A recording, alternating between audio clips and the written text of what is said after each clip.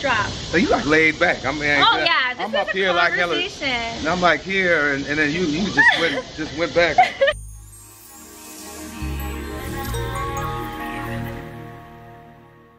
Hi, I'm Nalie, and welcome to The Nalie Show, where I help you beat your battles and be the best version of you. Are you a co-survivor? A co-fighter? AKA, does the love of your life, your soulmate, whether it's your partner, mother, father, brother, sister, or your best friend, has cancer, and you have no idea what to do? Well, this episode is for you. Today, I take you back to my trip to Charleston, South Carolina, where thanks to Extended Stay America and the American Cancer Society, I get to interview Chris Draft, former NFL linebacker and the founder of the Chris Draft Family Foundation and Team Draft, empowering families, spreading awareness, and changing the face of lung cancer. Sadly, Chris lost his wife to lung cancer in 2011. Keasha was a professional cheerleader for the Charlotte Hornets. Fitter than Chris ever was, he claims. And she never smoked in her life. She passed away just a month after their wedding, but never stopped smiling until her last breath. I get to sit and chat with Chris Draft to see how he's doing, what he did, and what he's still doing to honor Keasha. Together, we give you 5 tips to honor your loved one with cancer. Warning, warning! This interview was done outside, and the sound is horrible. It was a little last minute, but I'm the type to jump on opportunities, so I didn't have a mic. It's pretty bad, so I put subtitles, but I promise you this is worth watching. Such a beautiful story, and Chris Draft is such an inspiring man. So let's take you back to Charleston, South Carolina with Chris Draft.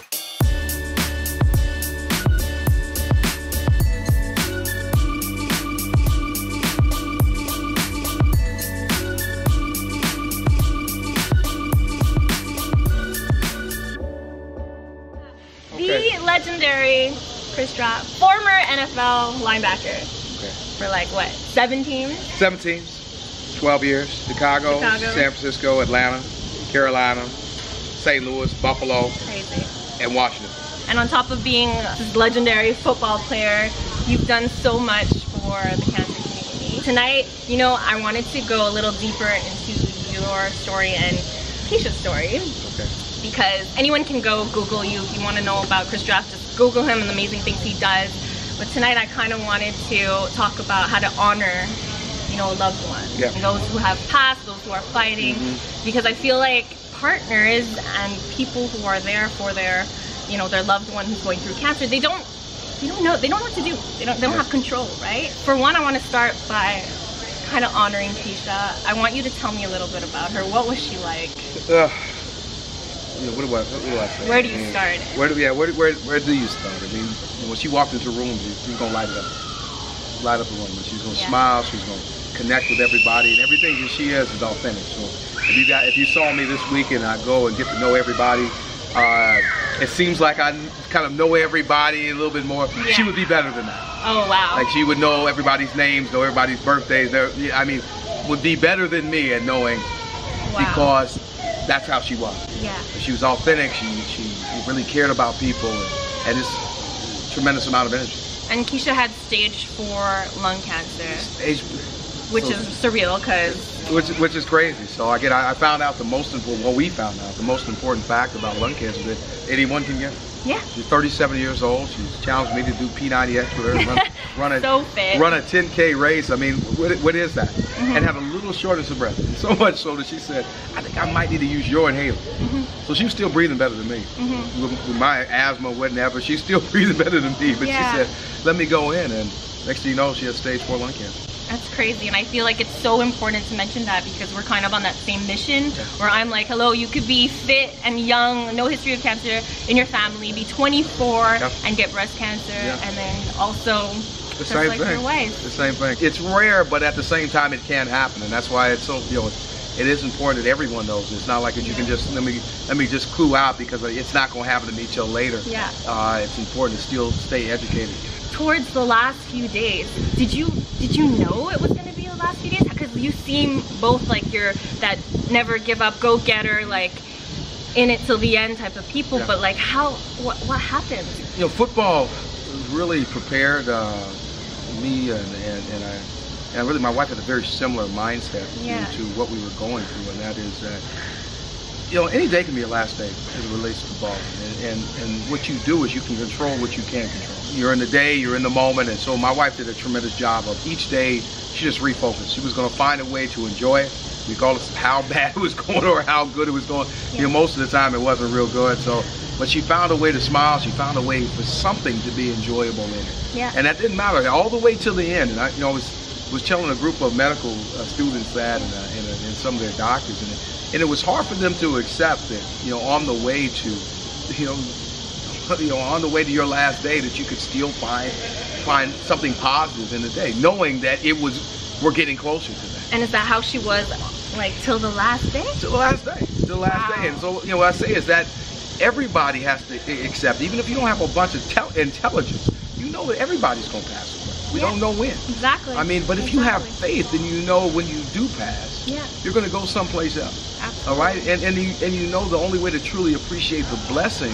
that is life, this gift of God, is to live life. Yeah. It's not to just exist. And so what she was all of that.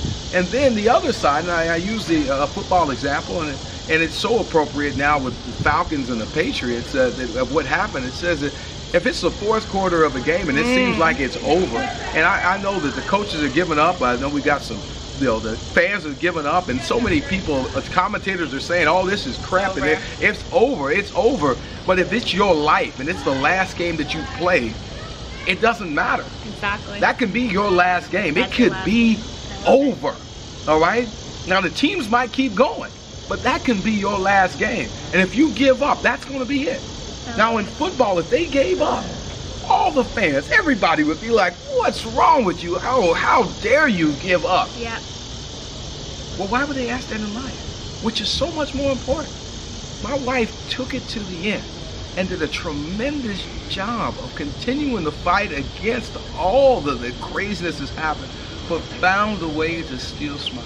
Before we get into your tips, I wanted to ask you one last important question that I feel like caregivers and co-survivors and co-fighters don't get asked enough is, how are you? How are you doing today? How am I doing? Well, I tell you, as long as I'm able to continue this fight, I feel better. I feel good. You know, my wife, when we got married, she asked everyone to donate to the foundation rather than give us presents, and really laid out the process for what we do right now through the Chris Draft Family Foundation. And so I'm able to really continue the mission that she laid out. Chris, can you please give your top 5 tips to honor a loved one? Because a lot of people, they just don't know what to do when their loved one is going through this. And even to keep Keasha's legacy going, what would be tip number 1? I think, you know, the key is while they're here, to really honor them, is to walk with them. I think the number 1 thing is to say that, baby, I'm with you. I'm with you. I mean, we're not talking specifics right away. You know, it's just making sure that you know. I mean, your boyfriend's right here, that you know, I got you. Number 2. Going to an appointment. So much information when you're first diagnosed. It's just so much. And for someone who is just diagnosed to have to get all that information by themselves, it's too much. Yeah. And so your job is really as almost like a personal assistant. Basically. It's so helpful. Basically, I would never be able to remember anything if it wasn't for my boyfriend. Yeah, there's no way. You need another set of ears. You need somebody that when you say, what did he say? Yeah. Or what did she say? And they're there, and they heard it. They heard it. You need someone that's with you, so that they can hear it too. You know, as you go back home and you're trying to figure out what the heck, there's somebody that's right there. So you need somebody that goes with you to your appointments all the time. So true. You know, you can't go by yourself. Crucial. Number 3. Make sure to find time to not just be cancerous. Yes, that's a good Find point. time. I mean, if you go out on dates and man, make sure you go out on a date. If you spend time together, make sure you go spend some time together. Don't make sure, you know, all the conversations cannot just be cancer. Yeah. Make sure you continue living, and so again, if we need to go to High Cotton and go down to Charleston and have some dinner, going out and do it. 4.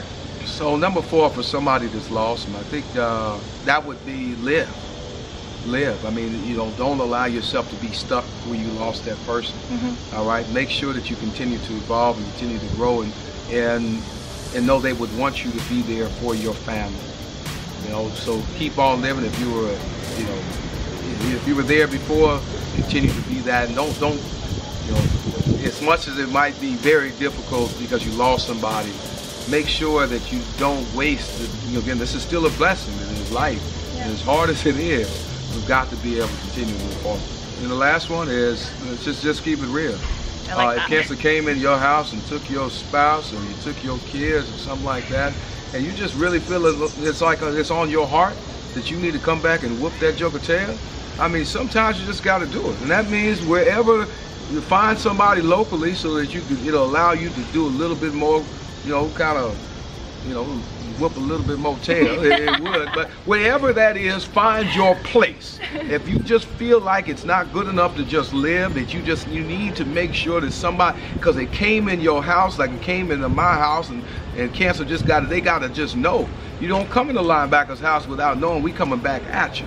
So if that's on your heart, find that group that lines up with you. Amazing. Find those people that you line up with. You know, make sure you're not just doing it by yourself, but find your team and then go on the offensive. Thank you so much for giving that voice. I've encountered so many other survivors, co-survivors, and they just don't know what to do or what to say, and I feel like this is really going to help a lot of my viewers. Well, I appreciate you asking questions, and I think you know, it's hard sometimes because you can feel a little bit lonely because your experience is different. You don't feel like there's somebody who understands it, so I think it's important to go find some people that have kind of been in that, and then the other part, just kind of appreciate that sometimes bad stuff gonna happen to us. Yeah. And we just have to find a way to keep on moving forward. And again, what we can't do is we can't let it take the joy. And that's where, again, my wife did such a tremendous job of refocusing every day and finding some amount of joy in each day. And it would just be absolutely wrong. Absolutely wrong if I didn't do the same thing. I promise to keep fighting in honor of your wife and you, and promise to keep spreading, you know, awareness and advocating. I think it's important. As long as I'm here, we're gonna keep fighting together. Heck yeah. I mean, you're doing an amazing job. So now it's time for the random question. Random question. Favorite football team? Favorite football team. That is a very good question. So without, you know, you try to put me on blast, and it's okay. You too. So favorite football team. What I'll have to do is I just got to be biased in the fact that I met my wife in Charlotte. Oh, so that's a good answer. So that has to be. Yeah, no one can argue. Regardless of what else happened, you know, doesn't matter. I met my wife in Charlotte, so it's got to be the Panthers. But if I enjoyed every team. All right, now we have a question for you. Are you a co-survivor, someone who's honoring a loved one? If so, what do you do to honor them? Comment in the section below. If you want to follow or support Team Draft, I'm gonna put all the information right here. Put it right in this space. Go check him out, here. Follow him. He is such an inspiration, and I will be 100% following your journey as well. If you like this video, give it a thumbs up. If you want to watch my last vlogs, it's up there. If you want to watch the last episode, it's down there. Don't forget to subscribe. I release videos every Monday. Be patient, be kind to yourself. Oh, be awesome. Be awesome. Be awesome. Be awesome. I'm just gonna say that 2 times. Be awesome, be awesome. And be awesome. Yes. That's a wrap. See you next week. Bye. You gave me spirit fingers there. I know that one.